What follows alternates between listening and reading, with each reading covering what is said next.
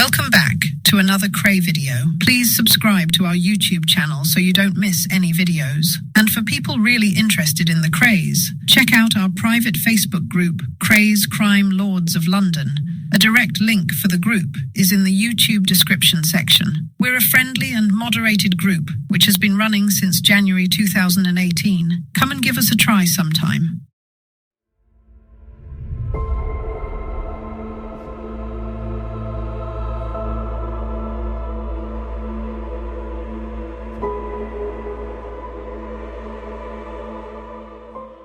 Welcome back.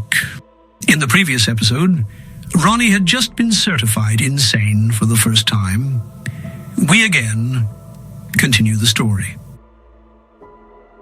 According to the board by the gate, the place is simply Long Grove Hospital, a peaceful spot within the Surrey countryside.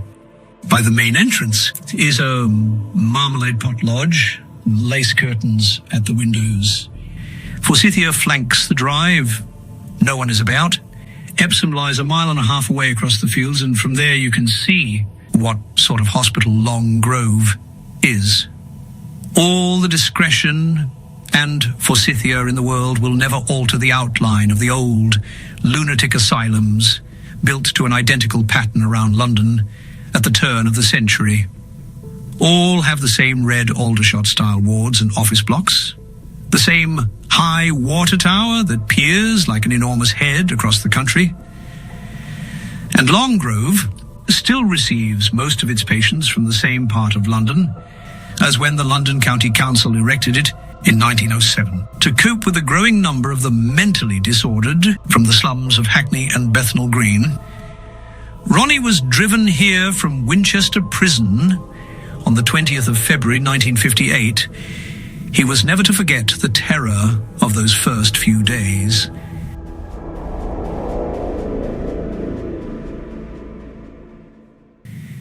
He was placed in the Napier ward, a locked ward.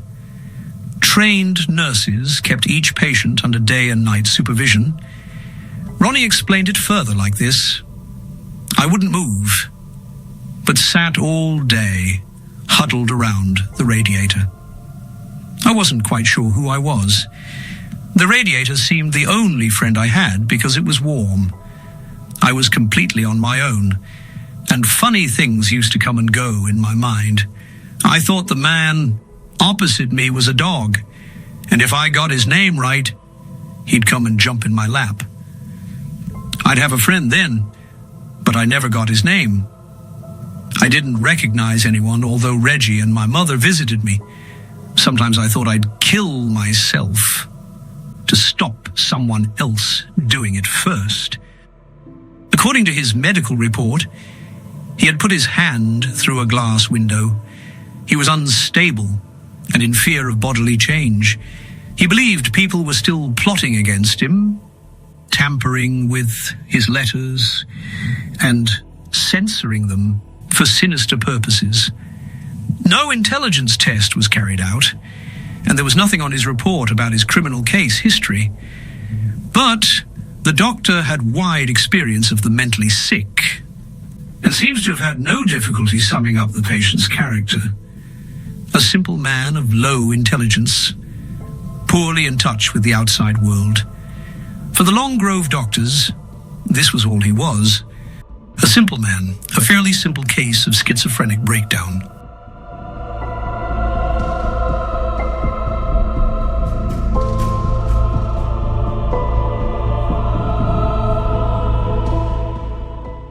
He would never be entirely cured, but could be helped over the breakdown and then stabilized on regular doses of the new tranquilizers that were revolutionizing the treatment of the mentally sick.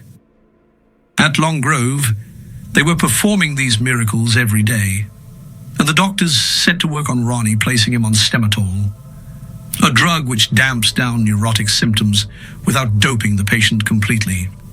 Out of the 1,800 patients at the time, 6 were from prisons, and the hospital made a point of insisting to the Home Office that they would be treated exactly like ordinary patients. So Ronnie Kray became a routine case. nothing to make a fuss about. His family agreed, although for slightly different reasons. They knew their Ronnie. He was simply acting up a bit to kid the authorities into giving him a change of scene. Reggie had seen him acting balmy once already in the army and knew the lengths he'd go. If the medical officer at Winchester Jail had been taken in and sent him to this comfortable little hospital near London, that just showed what a good actor Ronnie was. Within a week, the treatment had begun to take effect. Ronnie had left his radiator and there was no longer a dog in the bed opposite. He began to read again, to recognize his family. The doctors were so pleased with his progress that by the end of March, they had him moved from the Napier ward to the M1 block. The doors were left unlocked there. Although schizophrenics form by far the largest single group in Britain's mental hospitals, the disease remains something of a mystery. Kreblin described it in the 1890s under the name dementia praecox, but medical research is still scratching at its origins and true nature. It can take many forms, although the disease usually develops over a long period and is sparked off by a final crisis. There is no known cure as such, but sufferers can be helped over the florid state of a schizophrenic breakdown by various modern drugs. After effects vary enormously. In Ronnie's case, the medical reports show considerable vagueness over the form of his disease. He was in Long Grove to be treated, and here he was responding rather more quickly than most. But had the Long Grove doctors taken the trouble to find out a little of his history of violence and delusion? It is hard to believe that they would have moved him quite so promptly out of the Napier ward. The hospital's policy of treating mentally sick criminals like ordinary patients was a worthy one as far as it went, but it was patently absurd if it led doctors to ignore the fact that a man like Ronnie was a criminal.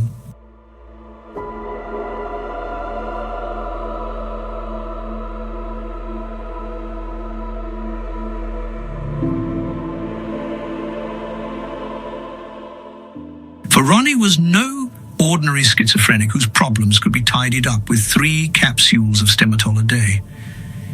Crime was in part a symptom of his disease, and had his doctors had the time to study his history, they could not have failed to recognize him for what he really was, and treated him accordingly. Among the different types of schizophrenics, there is a small group who are potentially dangerous and the most difficult to spot: the paranoid schizophrenics. Most schizophrenics find it hard to face the world and finally collapse through inability to reconcile their delusions within the world outside. The paranoid schizophrenic is different. Even if he has a breakdown, his obsessions can persist despite it. He has the strange power to direct all his mental faculties to the protection of his distorted world. This means that outwardly he can often appear completely logical and normal. Inwardly he is ruled by his obsession as he continues in his vicious circle of ill-advised aggressiveness, self-protection, misinterpretation, spread of delusional ideas, and increasing watchfulness.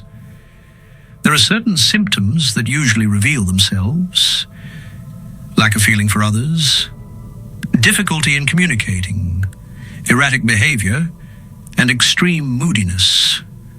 Often, delusions of grandeur are combined with extreme feelings of persecution.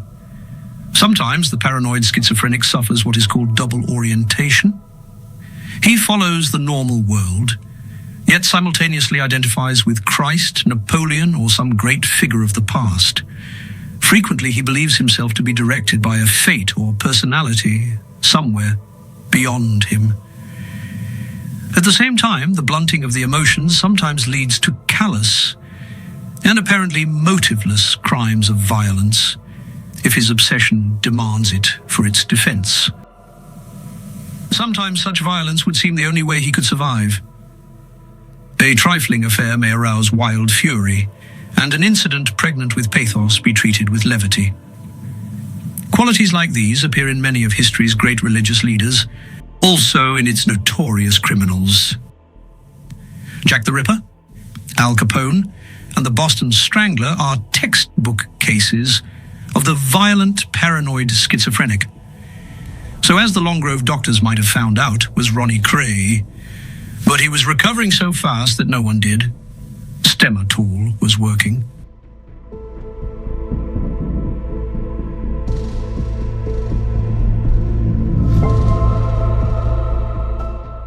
Ronnie appeared quite normal, reading, joking, writing letters home. The doctors thought that they had done their job. By the beginning of May, Ronnie appeared so well that he applied to be discharged from hospital and allowed to go back to prison. This request was not as strange as it may seem. Ronnie was haunted by the fate of his Wandsworth friend, Frank Mitchell, who was considered such a public menace that the authorities had refused him a firm release date. Mitchell saw year follow year in prison, never quite knowing when it would all end. Officially certified insane, Ronnie could end up in the same position. The hospital considered his request. At the end of May, 2 doctors examined him. They were both optimistic about his general condition. He showed no marked psychotic symptoms now, answered intelligently, and was, they wrote, quiet, cooperative, and mentally subnormal. But he still showed signs of depression. A swift return to prison could bring on a recurrence of his trouble. Reggie was told that for his brother's own good, he should stay where he was for a while longer. Ronnie was upset at the news. He thought he would never be released. Reggie calmed him down. He wouldn't let that happen. He had a good idea that ought to work. It had in the past.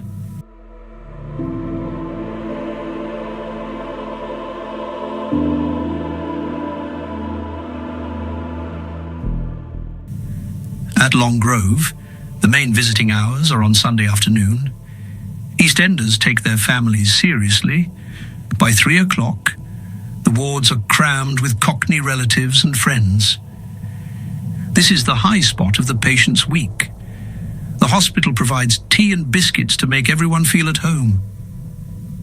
Not that the Krays and all their friends ever let Ronnie feel neglected. Each Sunday, he always had the 2 visitors he was allowed.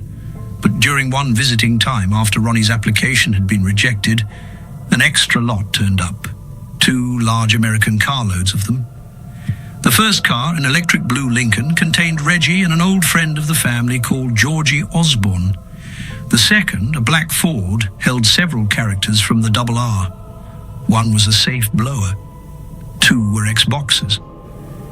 And the man at the wheel was known for his skill as a smash and grab raid driver.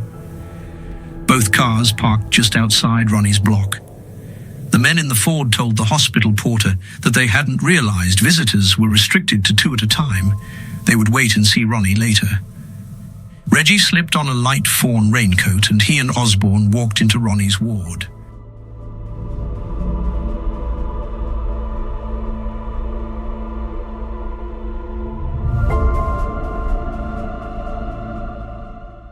On visiting afternoons, there was always a male nurse on duty. On that afternoon, there was nothing about Ronnie to give the nurses any particular concern. Ronnie was quite smartly dressed in a blue suit and maroon-colored tie. If he was still upset at the doctor's decision, he was keeping it to himself. His brother, in the fawn coat, had brought a pile of holiday snaps, and they were all enjoying them. The nurse had never seen Ronnie laugh so much. At 3:30 p.m., tea was brewed up in the scullery along the corridor. Regulations forbade patients to pass beyond the ward doors during visiting hours, so one of the visitors usually fetched it.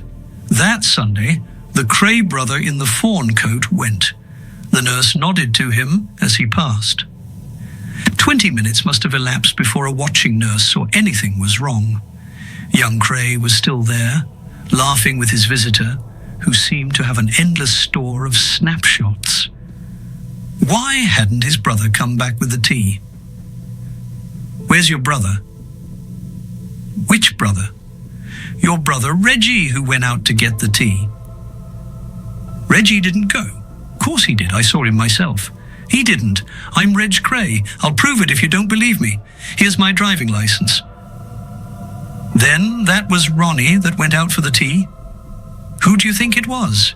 "Thought you knew him by now." The nurse sounded the alarm bell, but it was too late.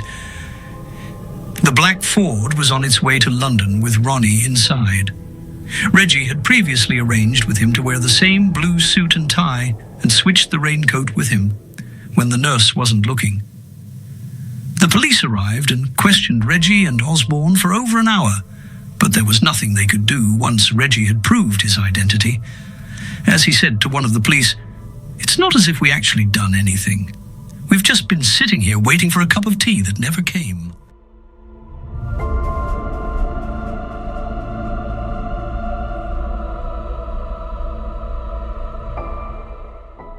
The track lay to the left of the road, a good half-mile before the farm. There was an ancient wooden gatepost, and the track went trailing up between the fields and the nettle beds towards the woods. Suffolk is a mysterious county, and this was a particularly hidden part of it. Borley Rectory, as the fable goes, is the most haunted house in England, was 4 miles distant. Even in high summer, this countryside, with its decaying manor houses and lanes that lose themselves between the banks of hawthorn and cow parsley, seems to be keeping out intruders. A fortnight before Ronnie's escape, Reggie had driven here towing a 4-berth caravan. The owner of the farm was an old acquaintance, a London businessman. The twins had often worked with in the past. He could hardly have refused them a small favour. And at dusk, he helped Reggie to manoeuvre the caravan up the track and into the woods. The escape was widely reported in the press. The police were combing London for Ronnie. They said, "We know what type of person he is and are taking no chances," but Ronnie had vanished. Reggie continued working at the Double R as usual. Nearly a week after the escape, Reggie closed up his club and drove back to Valence Road. By midnight, the downstairs lights were out. Soon, the whole house was in darkness.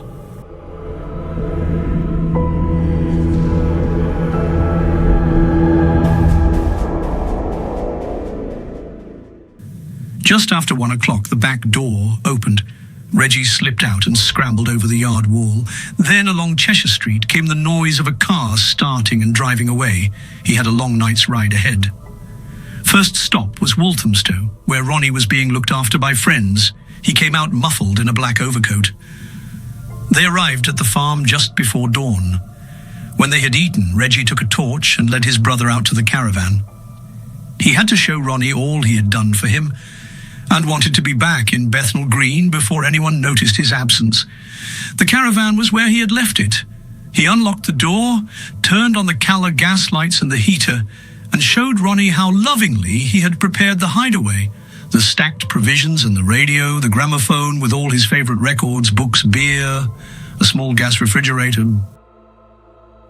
Under existing prison regulations, any prisoner certified insane who escaped and remained at liberty longer than 6 weeks had to be recertified on recapture.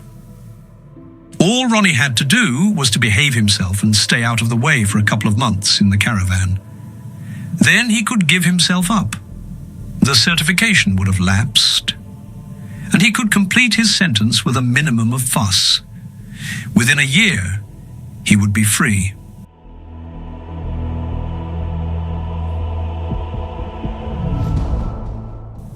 Reggie had everything worked out for this. One reason he had chosen this part of Suffolk was so that Ronnie would feel at home. They had both lived nearby as evacuees during the war, and had often been back since.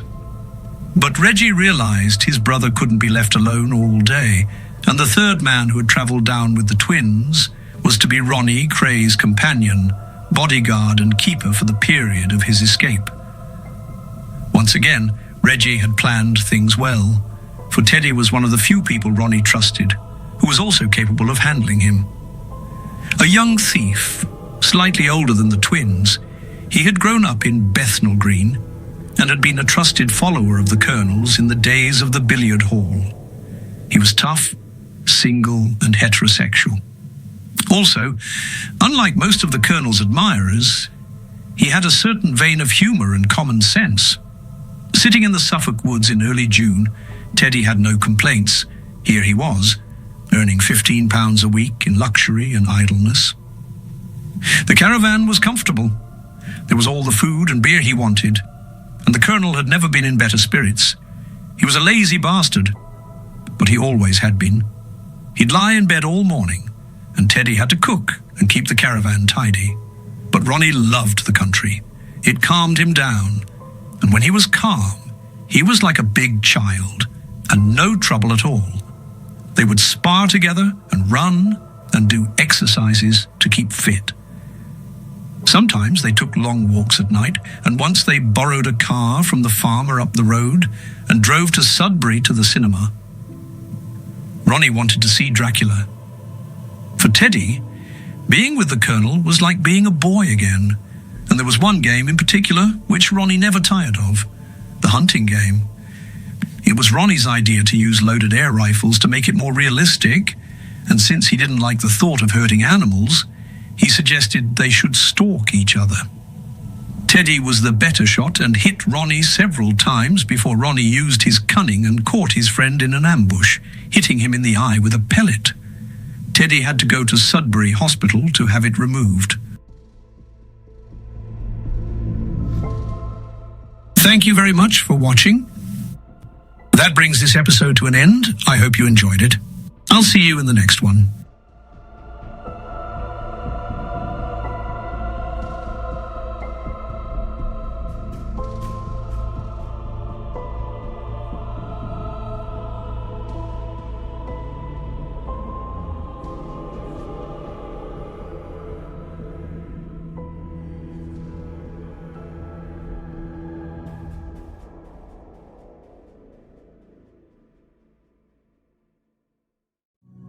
Thank you for watching. If you enjoyed the video, please join our Facebook group.